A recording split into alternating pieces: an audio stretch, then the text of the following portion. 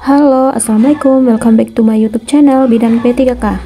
Nah, bagaimana nih teman-teman yang akan ujian seleksi P3K tahap 2?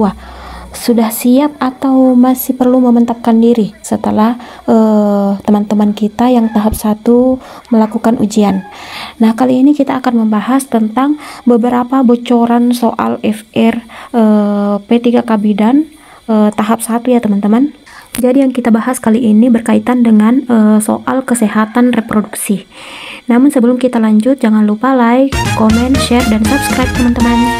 Nah, kita masuk ke soal yang pertama. Seorang wanita berusia 29 tahun datang ke BPM mengaku telah sering berhubungan seksual dan berganti-ganti pasangan. Ia mengeluh keputihan dan keluar nanah serta nyeri saat BAK. Vulva tampak merah dan ditemukan keputihannya berwarna kuning kehijauan. Apakah diagnosa yang dapat ditegakkan pada kasus tersebut?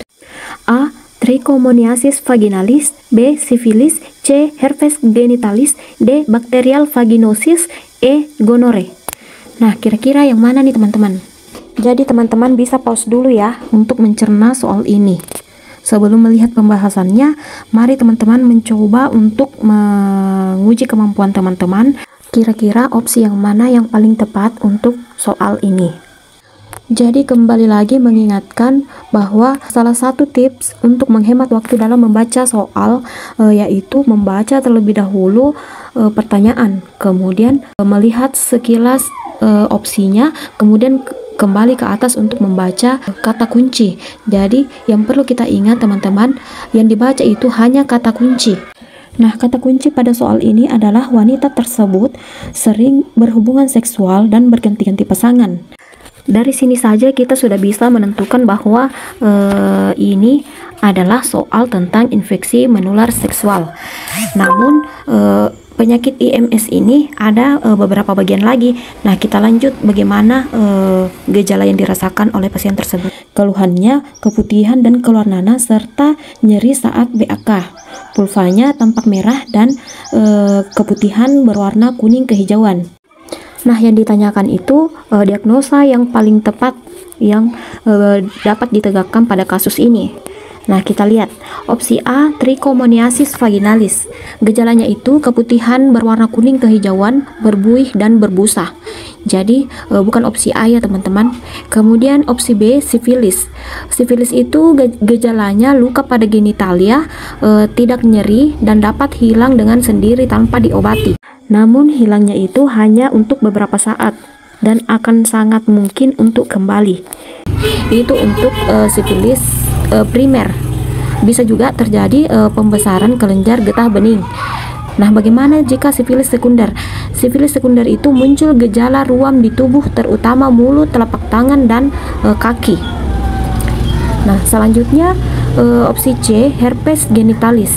Herpes genitalis ini gejalanya yaitu luka lepuh berisi cairan dan terasa gatal dan panas pada daerah genitali. Selanjutnya, bacterial vaginosis berupa keputihan yang berbau amis seperti ikan. Kemudian opsi E yaitu gonore. Nah, ini yang sama dengan gejala seperti soal di atas, yaitu nyeri saat buang air kecil, kemudian keputihan, kencing bernanah, dan perdarahan saat berhubungan seksual. Jadi opsi yang paling tepat itu adalah opsi E. Nah, kita ke soal berikutnya. Seorang perempuan usia 33 tahun datang dengan keluhan nyeri hebat yang makin memburuk sejak 6 bulan terakhir. Ibu tersebut mengalami nyeri saat berhubungan seksual dan perdarahan menstruasi yang banyak. Apa diagnosis yang paling mungkin? A. Endometriosis, B. Sindrom ovarium polikistik atau PCOS, C. Miom uteri, D. Gangguan disfungsial uterus, E. Adenomyosis. Nah, soal ini teman-teman di tahap 1 itu ada yang mendapatkan beberapa soal tentang PCOS dengan endometriosis. Namun sebelumnya teman-teman pause dulu ya untuk menjawab soal ini, bisa diketik di kolom komentar. Oke, kita lanjut. Kata kunci dalam soal ini yaitu ibu tersebut mengalami nyeri saat berhubungan seksual atau yang dinamakan dengan disparunia. dan perdarahan menstruasi yang banyak. Nah, yang ditanyakan diagnosis nih teman-teman yang paling mungkin. Nah, dari gejala yang dirasakan oleh perempuan tersebut mengarah ke endometriosis, di mana endometriosis itu adalah gangguan jaringan yang menyebabkan nyeri dan peradangan, termasuk nyeri saat berhubungan seksual atau disparunia dan perdarahan menstruasi yang berlebihan. Nah, bagaimana dengan PCOS? PCOS itu adalah merupakan gangguan hormonal yang terkait dengan masalah metabolisme. Jadi, kata kunci PCOS itu adalah gangguan hormonal. Sedangkan opsi C, D, dan E ini tidak menunjukkan adanya gejala pada soal tersebut ya teman-teman, karena di opsi tersebut tidak menjelaskan bahwa adanya benjolan atau nyeri goyang pors. Nah, kita ke soal berikutnya. Seorang remaja usia 18 tahun datang dengan keluhan haid yang tidak teratur sejak pertama kali menstruasi pada usia 13 tahun. Siklus hanya berkisar 35-90 hari dan timbul jerawat banyak serta pertumbuhan rambut berlebih di wajah. Apa diagnosis yang paling mungkin dan pemeriksaan awal apa yang harus dilakukan? A. Amenorrhea sekunder dengan lakukan tes kehamilan. B. Sindrom ovarium polikistik atau PCOS dan lakukan pemeriksaan hormon dan USG ovarium. C. Disfungsi tiroid dengan melakukan pemeriksaan kadar TSH. D. Endometriosis, lakukan kolaborasi dengan dokter spesialis obgyn untuk laparoskopi. E. Gangguan pola makan dengan evaluasi indeks massa tubuh. Nah, ini tentang PCOS ya teman-teman. Jadi kata kunci pada soal ini adalah seorang remaja dengan keluhan haid yang tidak teratur. Jadi siklusnya itu hanya berkisar 35-90 hari. Siklus lebih dari 35 hari itu dinamakan oligomenorrhea. Nah, keluhan lainnya itu adalah timbul jerawat banyak serta pertumbuhan rambut berlebih di wajah. Nah, kira-kira yang menyebabkan keluhan ini apa teman-teman? Nah, sudah dijelaskan tadi di awal ya teman-teman di soal sebelumnya bahwa PCOS itu merupakan gangguan hormonal. Jadi keluhan ini bisa saja terjadi karena gangguan hormonal. Di PCOS itu sel telurnya atau ovum yang kecil-kecil sehingga timbul haid yang tidak teratur.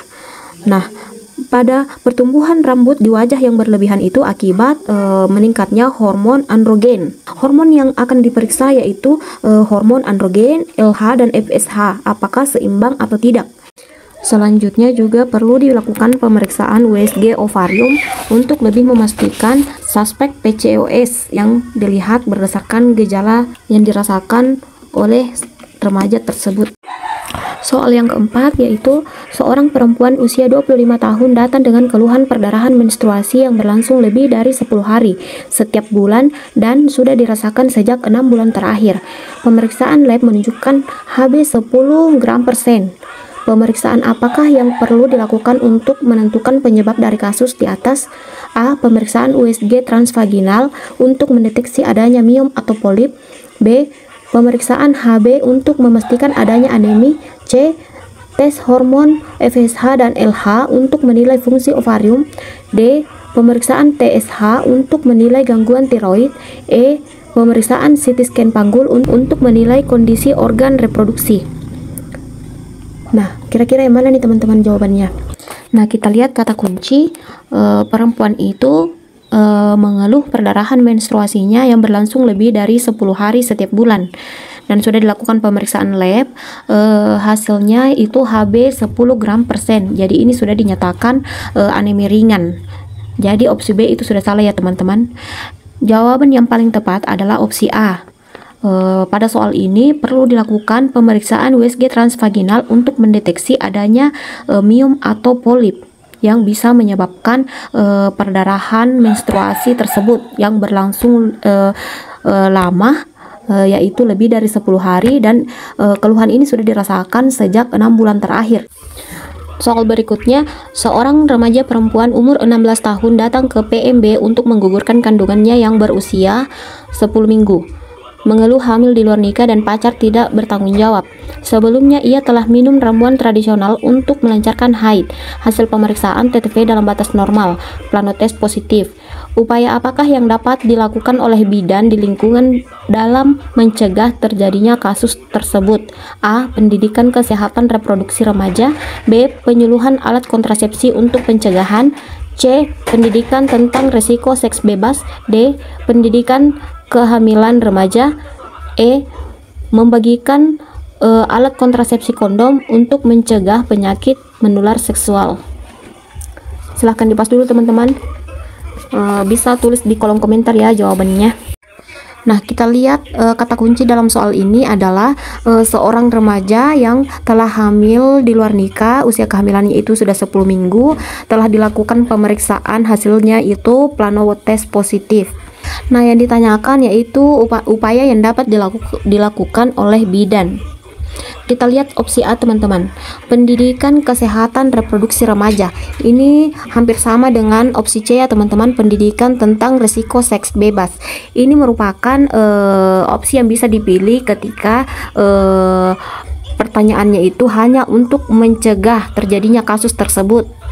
Namun dalam soal ini ada kasus yang paling penting untuk diselesaikan. Jadi opsi A dan C itu kurang tepat. Kemudian opsi B, penyuluhan alat kontrasepsi untuk pencegahan, ini kurang tepat.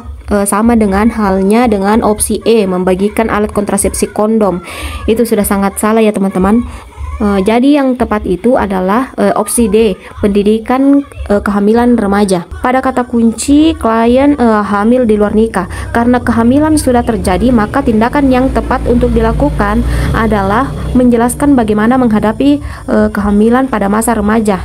Bidan bisa membantu klien untuk menghadapi masalahnya dan ajarkan tentang perawatan kehamilan serta bagaimana memenuhi kebutuhan diri pada masa kehamilan. Nah, sampai di sini dulu teman-teman. Semoga dimudahkan untuk menjawab soal-soal tes P3K tahap 2 nanti. Jangan lupa maksimalkan berdoa. Kemudian yang paling penting adalah doa restu orang tua dan suami jika sudah bersuami. Jangan lupa like, comment, share, dan subscribe teman-teman. See you next video. Assalamualaikum warahmatullahi wabarakatuh.